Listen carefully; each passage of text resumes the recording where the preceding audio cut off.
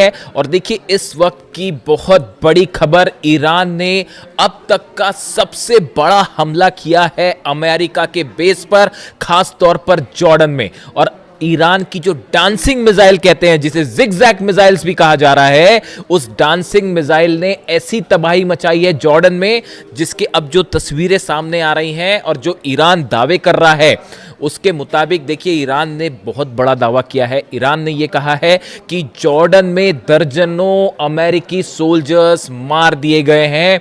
ये बहुत बड़ा दावा है कि कई अमेरिकी सोल्जर्स जो हैं, सैनिक जो हैं, वो मार दिए गए हैं। इसके अलावा अमेरिका के C-17 ट्रांसपोर्ट प्लेन्स गिर चुके हैं, P-8 एयरक्राफ्ट जो है वो जल चुका है, और सबसे बड़ी बात, ब्लैक हॉक हेलीकॉप्टर्स की एक पूरी यूनिट जो है वो इस बेस पर तबाह हो गई है। देखिए ये बहुत बड़ी क्लेम है जो ईरान कर रहा है, जो दावे है ईरान कर रहा है। ईरान की तरफ से पहले भी जो दावे हुए, देखिए वो धीरे धीरे सच साबित हो रहे हैं। हमने आपको बताया था कि जॉर्डन में जो हमले हुए हैं उसमें कई प्लेन तबाह हुए हैं। अब वो बात धीरे धीरे सामने आ रही है। 4 अमेरिकी सोल्जर्स की मौत की खबर जो है वो सामने आ चुकी है। लेकिन इसके बाद अब ईरान की तरफ से जो दावा है, ईरान का कहना है कई दर्जन अमेरिकी सैनिक जो है वो मारे जा चुके हैं। लेकिन अब देखिए इसमें बड़ा सवाल ये है कि आखिर ये हमले जॉर्डन पर कैसे हुए और कैसे ईरान के मिसाइल्स ने जॉर्डन के बेसिस पर जो है वो इतना सटीक निशाना साधा कि वहां हाहाकार की स्थिति है। देखिए मुवफ़्फ़क़ अल सॉल्टी बेस जो है पूरी तरह से तबाह है। बताया जा रहा है यहां पर जबरदस्त हमले हुए। Prince Hassan airbase, king Faisal airbase, ये जॉर्डन के वो बेसेस हैं जहां बड़ी संख्या में अमेरिकन जो थे सोल्जर्स मौजूद थे। अब देखिए हुआ क्या, ये कैसे जॉर्डन में इतना बड़ा नुकसान जो हुआ है अमेरिका को, जिसके दावे हो रहे हैं, ये कैसे हुआ, और ईरान की डांसिंग मिसाइल का क्या रोल है इसमें। अमेरिका के तमाम अखबार, मीडिया आप उठा के देख लीजिए, वो इन खबरों से भरे पड़े हैं कि ईरान की डांसिंग मिसाइल, जिगजैग मिसाइल जो अपना रास्ता बदल लेती है। देखिए ईरान की तरफ से मिसाइल दागी गई जॉर्डन के इस तमाम बेसिस पर। हुआ ये कि अमेरिका के पेट्रियट सिस्टम ने, थाट सिस्टम ने इन्हें रोकने की कोशिश की। लेकिन जो खबरें आ रही हैं उसके मुताबिक ईरान की ये मिसाइल्स जो हैं ये जिगजैग रूट अपना रही हैं, यानी कि अपना रास्ता बदल दे रही हैं। इसीलिए इसे डांसिंग मिसाइल भी कहा जा रहा है। और अमेरिका का ये कहना है, अमेरिकी मीडिया का कहना है, साहब मैं खुद नहीं बता रहा अपनी बात, अमेरिकी मीडिया जो दावे कर रहा है, आप उठा के देख लीजिए जितने अखबार हैं अमेरिका के, कि ये जिगजैग मिसाइल और ईरान की डांसिंग मिसाइल को रोकने में पेट्रियट और थार्ड पूरी तरह से नाकाम हुआ। और इन मिसाइल्स की स्पीड इतनी ज़्यादा थी कि इसे रोकना असंभव था। नतीजा ये हुआ कि बहुत बड़ा नुकसान हुआ है और अब अमेरिका ने इसे स्वीकार करना भी शुरू कर दिया है। और कितनी कैजुअलिटी हुई है ये अभी आने वाले वक्त में पता चलेगा।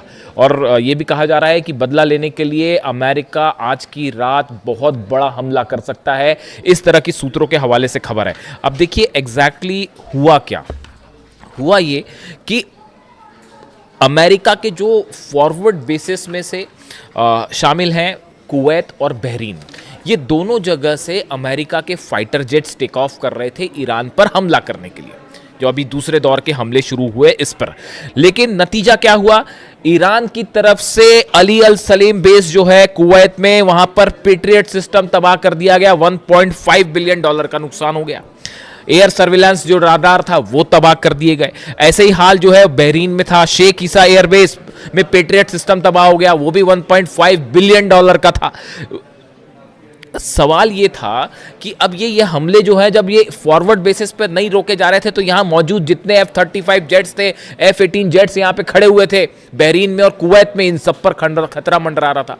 इनसे बचने के लिए C-17, P-8 और ये जितने F-35, F-18 जेट्स थे, इनको हटा के जॉर्डन ले जाया गया।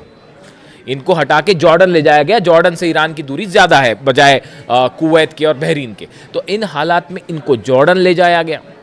अब जॉर्डन जो है वो मुख्य सेंटर बन गया ईरान के अगेंस्ट हमलों का, और जितने जेट्स टेक ऑफ कर रहे थे वो जॉर्डन से टेक ऑफ कर रहे थे। और जो अलग अलग हमले हुए, खासतौर पर ईरान के ब्रिज पर हमले हुए, टनल्स पर हमले हुए और एनर्जी सेंटर्स पर हमले हुए, उसका नतीजा ये था कि ईरान ने पलटवार शुरू किया। और सबसे बड़ा जो टर्निंग पॉइंट था वो ईरान शहर में जो ईरान के सैनिकों पर हमला किया गया, वहाँ से ईरान की सेना का गुस्सा भड़क गया और अब निशाने पर आ गए जॉर्डन के बेसिस, यानी बहरीन और कुवैत से बड़े हमले शुरू हो गए जॉर्डन पे। और ईरान ने, देखिए मैंने आपको पहले ही कहा था कि जैसे जैसे जंग आगे बढ़ेगी ईरान अपनी सबसे खतरनाक मिसाइल्स निकाल के हमले शुरू कर देगा। अब पेट्रियट और थार्ड लगे हुए हैं, सबको पता था कि पूरा जोर लगा दिया अमेरिका ने जॉर्डन में अपने बेसिस बचाने के लिए। लेकिन हुआ क्या, ईरान की तरफ से डांसिंग मिसाइल्स फायर कर दी गई और उन बेस को तबाह कर दिया गया। अब अमेरिका हैरान, अमेरिका के जितने एक्सपर्ट्स थे वो हैरान कि भाई ये हमले हो कैसे गए, ये जिगजैग मिसाइल्स कहाँ से आ गई।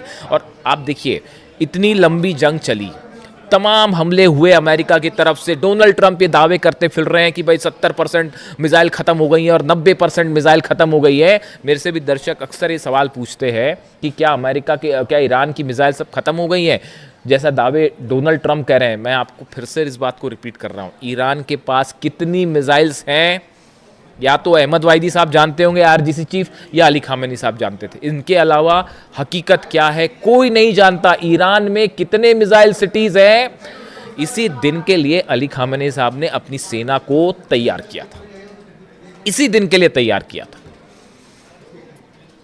और उसका नतीजा देखिए, आज दुनिया की सबसे बड़ी ताकतें जो हैं वो ईरान के सामने घुटनों पर हैं, अपने बेसिस नहीं बचा पा रहे, खाड़ी देश जल रहे हैं और सिर्फ आप जो है कुछ नहीं कर सकते, हेल्पलेस स्थिति में खड़े। तो हुआ ये, जहां पर हमने बात छोड़ी कि पीछे कर लिया गया, अब ये डांसिंग मिसाइल्स फायर हुई। अब अमेरिका में चर्चा शुरू हुई कि भाई यहां तो दावे कर रहे थे ट्रंप की सब खत्म हो गया, फिर ये मिसाइल्स कहां से आ गई। तो अब वो एक नई थ्योरी लगाई गई कि भाई ये मिसाइल्स जो है रूस ने दी हैं, ये मिसाइल्स जो है वो चाइना ने दी है, मिसाइल की टेक्नोलॉजी चाइना ने दी है। मेरे से भी कई लोगों ने इस बारे में सवाल पूछा कि जो खबरें छप रही हैं अमेरिका में कि रूस और चीन मिसाइल दे रहा है और उसके ज़रिए ईरान हमले कर रहा है, आपकी क्या राय है? आप मेरी राय सुन लीजिए, मैं क्या कह रहा हूँ। ईरान को मिसाइल टेक्नोलॉजी में किसी की मदद लेने की ज़रूरत नहीं है। आप अगर ईरान के मिसाइल प्रोग्राम को देखें, ये कोई आज 6 महीने और 1 साल भर का प्रोग्राम नहीं है, ये बड़े समय से चल रहा है। और देखिए लगातार ईरान ने, मैंने पहले ही आपको एक कहना शुरू कर दिया था कि जितनी मिसाइल्स ईरान के पास हो, चाहे सजेल हो, चाहे खुर्रम शहर हो, चाहे फतह 110 हो, फतह 2 भी कहते हैं, ये सब मिसाइल के एडवांस वर्जन जो है वो आने शुरू हो गए, उन पर लगातार काम शुरू हो गया। और नतीजा ये है कि अब ये एडवांस वर्जन निकल के आ रहे हैं तो अमेरिका के हाथ पांव फूल गए और वो ये कह रहे हैं कि साहब ये तो रूस ने दे दिया। बिल्कुल ऐसा नहीं है। ईरान की जो मिसाइल्स हैं वो ईरान ने खुद डेवलप किए हैं। देखिए सैटेलाइट से मदद करना एक अलग बात है, ये वो बात सही है कि हो सकता है रूस और चीन के सैटेलाइट्स, कई एक्सपर्ट्स बताते हैं कि रूस और चीन के सैटेलाइट जो है वो मदद कर रहे हैं, रडार सिस्टम के जरिए मदद किया जा रहा है, जीपीएस के जरिए मदद किया जा रहा है, वो एक अलग बात है। लेकिन ये जो मिसाइल टेक्नोलॉजी और स्पीड, इस पर लगातार ईरान काम कर रहा है और सेल्फ रिलायंट है, किसी की ज़रूरत नहीं है ईरान को मिसाइल के मामले में। तो इन खबरों का मेरे हिसाब से कोई बड़ा आधार नहीं है कि ये मिसाइल्स पुतिन ने दे दी हैं या चीन ने दे दी हैं, ऐसा कुछ नहीं है। देखिए आप रडार्स दे सकते हैं, सैटेलाइट से नेविगेशन में मदद कर सकते हैं, वहाँ तक एक बात अलग है।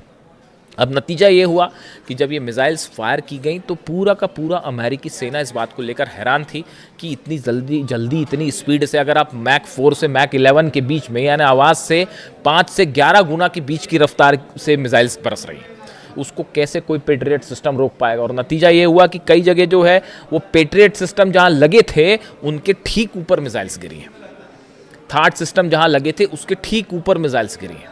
और इसीलिए जंग का जो मुख्य केंद्र है वो अचानक से जॉर्डन हो गया। मतलब ऐसा लग रहा है कि ईरान और जॉर्डन की लड़ाई चल रही है। और वो तस्वीरें जो आ रही हैं, देखिए तस्वीरें वायरल हो जाती हैं। जॉर्डन में जो लोग हैं, मैं एक वीडियो देख रहा था उसमें बड़े हैरान करने वाली बात थी कि जॉर्डन के कुछ लोग खड़े हुए हैं, उसमें एक शख्स वीडियो बना रहा है, ईरान की तरफ से मिसाइल्स फायर की जा रही हैं, जॉर्डन पर मिसाइल गिर रही है और वो इस बात की खुशी जता रहा था कि ईरान की मिसाइल्स जो अमेरिका की बेस पर गिर रही हैं। ये जॉर्डन का शख्स जो है, जॉर्डन के लोग उसमें खुशी मना रहे थे, ईरान के साथ खड़े दिखाई दे रहे थे। देखिए ये सब अधिकांश खाड़ी देशों का ये हाल है। आज भी हकीकत ये है कि अगर आप एक जनमत संग्रह करा लें, प्लेबिसाइड करवा लें कि खाड़ी देशों में जो अरब देश हैं उनकी जनता क्या चाहती है, मेजॉरिटी जनता जो है वो ईरान के साथ खड़ी है साहब। उन सबको इन बात की तकलीफ है कि अली खामेनी साहब को असैसिनेट किया गया। लीडरशिप जो है खाड़ी देशों की वो अमेरिका के साथ हो सकती है, लेकिन जो आम जनता की राय है, जो जैसा कि सोशल मीडिया पर ट्रेंड करता है, जो उससे देख के जो अंदाज़ा लगता है वो ये लगता है कि बाय एंड लार्ज जो अरब देश है, इसकी जो आम जनता है वो अब भी ईरान के साथ खड़ी है। सब देख रहे हैं कि बड़ी बड़ी ताकतें मिलकर ईरान को झुकाने की कोशिश कर रही है। ईरान अपने दम पे ना सिर्फ लड़ रहा है बल्कि मुंह तोड़ जवाब दे रहा है साहब। तो हकीकत यह है कि जॉर्डन जो है वो और देखिए ब्लैक हॉक यूनिट को लेकर बड़ी जो जहाँ पर देखिए जो डिस्ट्रक्शन हुआ है, जो ईरान की तरफ से दावे आए, बड़े स्पेसिफिक दावे हैं वो। एक तो ईरान की तरफ से कहा गया है, Islamic revolutionary guard corps says it launched ballistic missile at US C-17 transport plane and P-8 aircraft at Aqaba airport in Jordan, claiming several were heavily damaged, कई डैमेज हो गए, ये एक क्लेम था। दूसरा क्लेम आया कि जो ब्लैक हॉक हेलीकॉप्टर्स हैं अमेरिका के, जो कई जगह ऑपरेशन में इस्तेमाल होते हैं, खासतौर पर मिलिट्री ऑपरेशन में। अब ये भी बड़ी गौर करने की बात है। मैं कल सुबह आपको एक बड़ा खुलासा करूंगा, कल सुबह कोशिश करूंगा जल्दी वीडियो ले आऊं आपके लिए। सुबह ये खबरें आ रही हैं कि जो ब्लैक हॉक हेलीकॉप्टर्स हैं, देखिए इनका इस्तेमाल ग्राउंड ऑपरेशन के लिए बहुत ज़्यादा किया जाता है। ग्राउंड ऑपरेशन के पहले या ग्राउंड ऑपरेशन के दौरान सोल्जर्स को नीचे उतारने पर, ग्राउंड ऑपरेशन के पहले स्ट्राइक्स करने पे, इसमें बहुत ज़्यादा इस्तेमाल होता है ब्लैक हॉक हेलीकॉप्टर्स का। जॉर्डन में बड़ी संख्या में ब्लैक हॉक हेलीकॉप्टर्स मौजूद थे, जो इस ओर इशारा कर रहे हैं कि ग्राउंड ऑपरेशन की तैयारी है। ये बात ईरान अच्छी तरह से समझ रहा है। नतीजा ये हुआ, डांसिंग मिसाइल्स ने ब्लैक हॉक का डांस करवा दिया साहब। और वो जो है बड़ी संख्या में ब्लैक हॉक हेलीकॉप्टर्स जॉर्डन के बेसिस पर तबाह हुए हैं, ऐसे दावे ईरान कर रहा है। और ये जो स्ट्राइक्स हुई हैं, इस स्ट्राइक्स के बाद अब ये माना जा रहा है, देखिए बड़ा नुकसान है, सोल्जर्स मरे हैं, बेसिस तबाह हुए हैं। पिछली बार जो जंग हुई थी, जो इस सीज फायर के पहले की जो जंग थी, उसके जो आंकड़े आए, 428 अमेरिका की अलग अलग संपत्तियां थी, प्रॉपर्टीज थी, जिसमें सब शामिल थे अलग अलग, उन सबको जला दिया गया ईरान की तरफ से। यानी आप दूसरे सरल शब्दों में कहें, अमेरिका के 428 ठिकाने ऐसे हैं, जैसे एयरपोर्ट हो गया, मिलिट्री बेस हो गया, एम्यूनिशन रखने की जगह हो गई, सोल्जर्स जहां पर रुकते हैं, बैरक्स हो गई, ऐसे करीब 428 ठिकाने अमेरिका के ईरान ने जला दिए थे। ये जो सीज फायर का खेल डोनाल्ड ट्रंप खेलते हैं, ये क्यों खेलते हैं आप बताइए? अगर जंग जीत रहे होते अब तक कब्जा कर लिया होता साहब, अंदर घुस के, जैसे इराक में किया, जैसे अफगानिस्तान में किया, बाद में फिर बाहर निकलना पड़ गया, वो एक अलग बात है। लेकिन अगर जीत रहे होते तो कहीं ये कतई बात नहीं करते डोनाल्ड ट्रंप, अमेरिका कतई बात नहीं करता। ये जो बार बार हो रहा है कि हाँ अब ईरान तैयार हो गया, अब बातचीत हो रही है, हकीकत ये है कि जब बुरी तरह से पिटते हैं तब इस तरह की बात करते हैं कि आप सीज फायर कर लो। बड़े सारे एक्सपर्ट्स की ये राय है कि अमेरिका तब सीज फायर की बात करता है या टॉक्स की बात तब करता है जब ऐसा लगता है कि हारने लगा, और एक बार फिर वही स्थिति बनने लग गई है। जितना नुकसान हुआ है, देखिए ये बात साफ है, आप एयर स्ट्राइक्स करके ईरान को नहीं दबा सकते, नहीं हरा सकते, हराने का कोई सवाल ही नहीं है। अब हॉर्मूज में 2 जहाज देखा आपने किस तरह से ठोक दिए फिर से, तो हॉर्मूज पूरी तरह से ईरान के कंट्रोल में है। और अब खाड़ी देशों में बड़े missiles, dancing missiles, zigzag missiles, जिनका इस्तेमाल हो रहा है, इसकी कोई काट किसी के पास नहीं है। और अमेरिका के plane, black hawk helicopters, C-17 transport plane, सब के सब आग के हवाले हैं। आज की रात भयानक हमले होने वाले, इसमें कोई शक नहीं है।